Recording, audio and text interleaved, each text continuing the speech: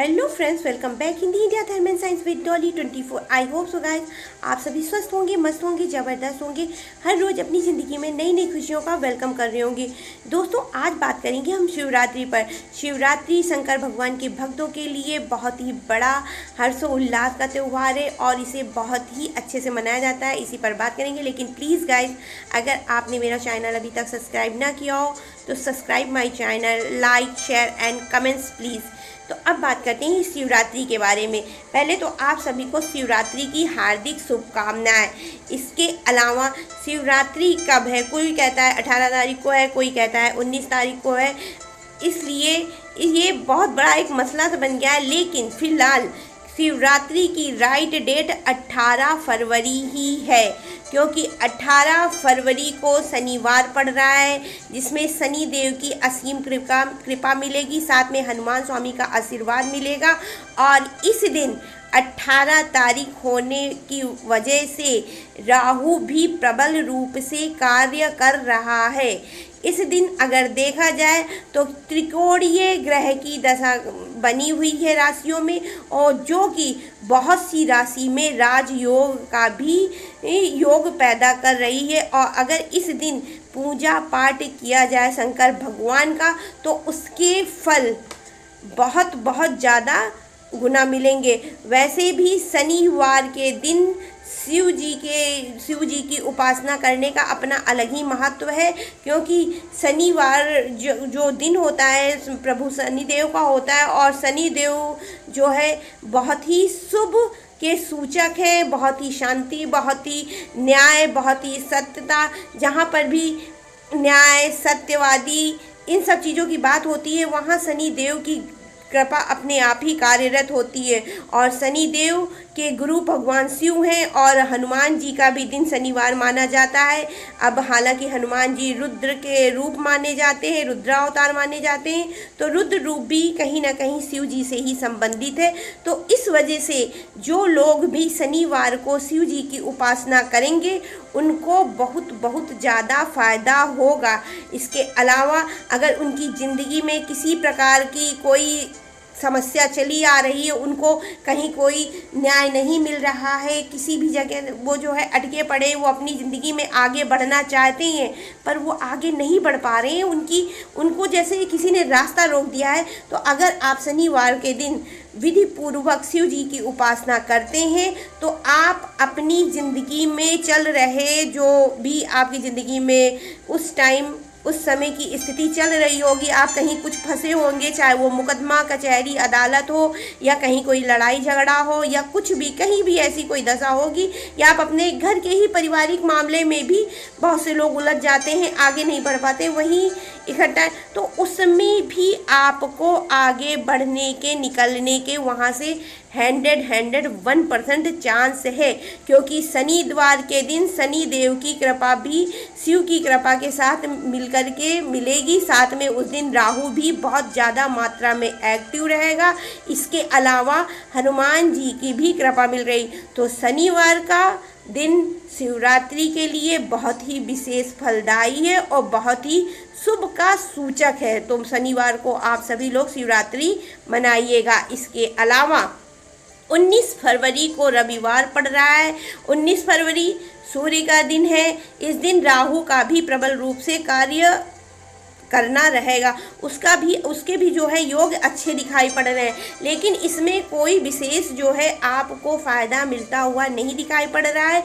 सिर्फ हाँ, अगर आपके मान सम्मान, यश में कहीं कोई प्रतिष्ठा आपकी दांव पर लगी हुई है, आपको आपके इच्छा अनुसार चीज़ें नहीं मिल रही हैं, आप जितनी जो है सम्मान, इज्जत, मान प्रतिष्ठा के हकदार हैं, वो मान प्रतिष्ठा आपको नहीं मिल पा रही है, तो फिर उस दृष्टि के अनुसार आप जो है 19 फरवरी को जो है शिव की उपासना कर सकते हैं। और अगर आपका मन हो तो 18-19 दोनों कर सकते हैं। देखिए, भगवान की पूजा करने में कहीं कोई बुराई नहीं है, और ना ही भगवान मना करते हैं कि भाई आज मेरी पूजा तुम करो, आज ना करो। आप चाहो तो दोनों दिन कर सकते हैं, और दोनों की ही कृपा आप अपने जीवन में पा सकते हैं, उसको जो है साक्षात अपने जीवन में प्रकट कर सकते हैं।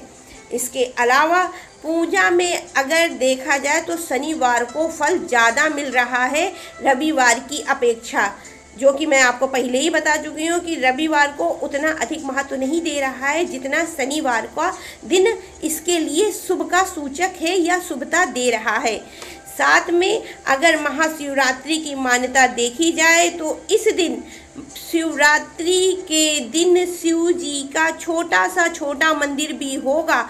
अगर आप उसमें भी जाकर के जल चढ़ाते हैं तो उसमें भी शिव का अंश मिला हुआ होगा। कहते हैं शिवरात्रि के दिन पूरी रात पूरा दिन भगवान शिव की शक्तियाँ कार्यरत होती हैं, चाहे मंदिर छोटा हो या बड़ा, उससे कहीं कोई मतलब नहीं। आप चाहें तो अपने घर में भी एक छोटे से शिवलिंग की जो है आराधना कर सकते हैं, लेकिन शिवलिंग में सबसे बड़ी ये शर्त होती है कि आपको नंदी अपने घर में रखना होगा। अगर आप नंदी अपने घर में नहीं रख सकते हैं तो कृपया शिवलिंग घर के बाहरी जो अगर छोटा भी मंदिर मिले तो वहाँ पर जाकर के आप जल अभिषेक कर सकते हैं और अपनी पूजा संपन्न कर सकते हैं। इसके अलावा शिवरात्रि के दिन कोई भी कार्य कर सकते हैं, वो भी बिना मुहूर्त विचार के। देखिए, और बहुत से त्यौहार होते हैं और बहुत सी जो है तिथियां होती हैं जिसमें मुहूर्त का विचारना बहुत ही ज़्यादा ज़रूरी होता है कि ये दिन या ये चीज़ हमारे काम के लिए, हमारे रिश्तों के लिए, हमारी चीज़ों के लिए शुभ है या नहीं। लेकिन शिवरात्रि का दिन जैसे अक्षय तृतीया हो गई, वैसे शिवरात्रि भी एक ऐसा अभूज्य मुहूर्त है या दिन है जिस दिन आपको किसी भी पंडित से पूछने की ज़रूरत नहीं, किसी भी विद्वान से सलाह लेने की ज़रूरत नहीं कि इस दिन मैं अपना कार्य करूं या ना करूं, या इस दिन मैं शादी करूं या ना करूं, या इस दिन मैं ये करूं। उस दिन आप बिना किसी पंडित के पूछे हुए भी कोई भी कार्य कर सकते हैं, क्योंकि इस दिन शिव और पार्वती का विवाह संपन्न हुआ था और ये अपने आप में बहुत ही प्रबल, शक्तिशाली और सुयोगी दिन होता है। जिस दिन आप कोई भी कार्य करेंगे उसका सफल होना 101% निश्चित पक्का ही है। साथ में अगर आप उस दिन शादी करते हैं तो आपके जोड़े को कोई भी खंडित नहीं कर सकता है। आपका जीवन साथी आपके साथ अगले 7 जन्मों तक, जन्म जन्मांतर तक आपके ही साथ रहता है। साथ में शिवरात्रि के दिन पूजा के अत्यंत फलदायी मिलते हैं। इस दिन पूजा का फल मिलना अनिवार्य ही होता है। देखिए, आप हर साल में जो है ज़रूरी नहीं है कि आप हर रोज़ भगवान शिव की पूजा करें ही, लेकिन अगर आपने पूरी साल में शिवरात्रि के दिन भगवान शंकर को अगर 1 लोटा जलाभिषेक कर दिया तो उस दिन आपको पूजा का फल मिलना ही निश्चित है। उस दिन भगवान शिव की शक्तियाँ इतनी प्रबल रूप से कार्य करती हैं कि अगर आप सिर्फ शिव शिव शिव शिव का ही जाप कर लें तो आपको आपका मन वांछित फल जो भी आप चाहते हैं उसको हर हाल में आप पाकर ही रहते हैं। इसके साथ में शिवरात्रि के दिन पूजा का मुहूर्त सवेरे 11 बजे से 12:57 तक है। फिर प्रदोष काल मतलब इवनिंग टाइम सायंकाल में 5:28 से 7:41 तक है। और इसके बाद में रात्रि में 12:17 से 2:28 तक रात में है। दोस्तों, सही पूछे तो शिवरात्रि में पूजा का सबसे ज़्यादा महत्व रात को ही है, क्योंकि शिवरात्रि है। अगर देखा जाए तो शिव में रात्रि की पूजा अनिवार्य है। शिव का दिन का पूजा नहीं लिया जाता है, लेकिन शिव की रात्रि में अगर आप सिर्फ नहीं कुछ ज़्यादा, एक माला ही, अगर आपके पास माला नहीं है तो आप उंगलियों में गिन कर ही ओम नमः शिवाय, ओम नमः शिवाय या शिव का जाप, शिव शिव शिव शिव, हम तो सीधा बोलते हैं। अगर आप जाप नहीं कर पा रही हैं तो शिव शिव शिव शिव, शंकर शंकर शंकर, रटने में क्या जाता है। उंगलियों में बैठ कर ही 111 बार, 151, जितनी आपकी क्षमता हो उतना आप जो है जाप कर लीजिए। उसका भी उतना ही महत्व है जितना आपके जल अभिषेक का होगा।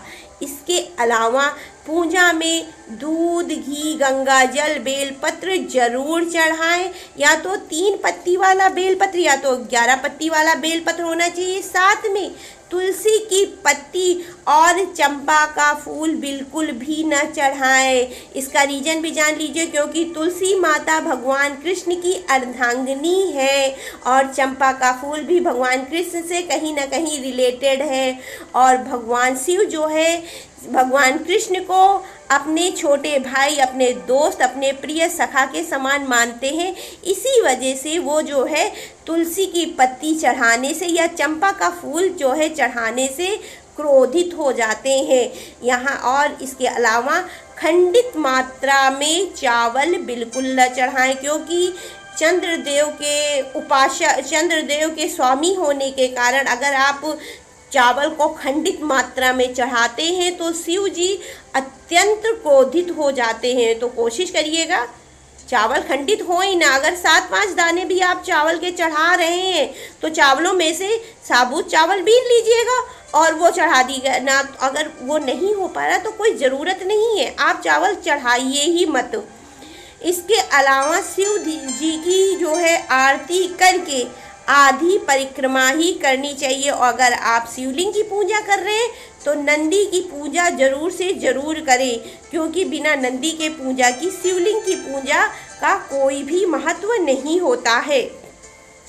शिव जी को किसी भी प्रकार का तिल नहीं चढ़ाया जाता है, ना ही सफ़ेद तिल, ना ही काला तिल, क्योंकि मैंने ये बहुत जगह सुना भी है कि तिल चढ़ाओ, जो कि तिल बिल्कुल भी शंकर भगवान पे चढ़ाना मना है। इसके बारे में अलग से मैं वीडियो बनाऊंगी। अभी बस इतना ही आप सुनो कि शिव जी को तिल नहीं चढ़ाया जाता है किसी भी प्रकार का। उसी की जगह आप आक का फूल या धतूरे का फूल अर्पित कर सकते हैं। साथ में अगर आप को भांग मिले तो वो ज़रूर से ज़रूर शिव जी को चढ़ा दीजिए, क्योंकि शिव जी विष को लेने वाले हैं और भांग अपने आप में विष है और शिव जी विष को लेकर के उसका समूलता नाश करते हैं, नष्ट करते हैं। इसीलिए शिव जी को नीलकंठ का भी एक नाम दिया गया है। शिव जी को नील कमल चढ़ाया जाता है। अगर नील कमल आपके पास नहीं है तो आप साधारण कमल भी चढ़ा सकते हैं शिव जी पर। इसके अलावा अगर आप चाहो तो मानसिक रूप से भी कमल का फूल बना करके उसको जो है चढ़ा सकते हैं। साथ में शिवरात्रि के दिन आप अपने शिव जी का हर्ष उल्लास से विवाह मनाएं और अपने जीवन में ढेर सारी खुशियां लाएं। ये थी मेरी एक छोटी सी कोशिश आप सभी को शिवरात्रि के बारे में बताने की। आप सभी को हर वो चीज़, भगवान का आशीर्वाद और हर चीज़ जो आप अपने जीवन में पाएं वो सभी चीज़ें आपको मिले। बस इसी कामना के साथ आप सभी को शिवरात्रि मंगलमय हो। राधे राधे, जय श्री राधे दोस्तों।